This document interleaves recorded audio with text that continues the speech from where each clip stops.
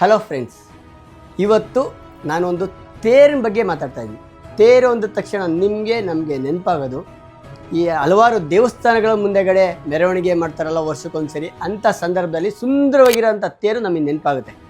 ಆದರೆ ಇಲ್ಲೊಬ್ಬರು ನಮ್ಮ ಗೆಳೆಯರು ಜೀವಕ್ಕಿಂತ ಜಾಸ್ತಿ ಈ ತೇರೇ ನನ್ನ ಆಸ್ತಿ ಅಂತ ಬರೆದಿದ್ದಾರೆ. ಅದು ಎಲ್ಲಿ ಅಂತಂದರೆ ಆಟೋದ ಮೇಲೆ. ಹೌದು, ಅವ್ರು ಹೇಳಿ ಸತ್ಯನೇ. ಯಾಕೆಂದರೆ ಜೀವಕ್ಕಿಂತ ಜಾಸ್ತಿ ಈ ತೇರೆ ನನ್ನ ಆಸ್ತಿ ಅಂತ ಏನಕ್ಕೆ ಬರೆದಿದ್ದಾರೆ ಅಂತಂದರೆ, ನಮ್ಮ ಸುತ್ತಮುತ್ತಲಿನ ಏನೇ ಮೆಡಿಕಲ್ ಎಮರ್ಜೆನ್ಸಿ ಆದರೆ ಸಡನ್ನಾಗಿ ಬರೋವಂಥ ವ್ಯಕ್ತಿಗಳು ಈ ಆಟೋದವರು. ಅದಕ್ಕೆ ಜೀವಕ್ಕಿಂತ ಜಾಸ್ತಿ ಅಂತ ಬರೆದಿದ್ದಾರೆ. ಜೊತೆಗೆ ಆಟೋ ತಗೊಂಡು ದುಡಿಮೆ ಮಾಡೋಂಥ ವ್ಯಕ್ತಿಗೆ ಇದು ಜೀವನ. ಅದಕ್ಕೆ ಈ ತೇರೆ ನನ್ನ ಆಸ್ತಿ ಅಂತ ಬರೆದಿದ್ದಾರೆ. ತುಂಬ ಖುಷಿ ವಿಚಾರ.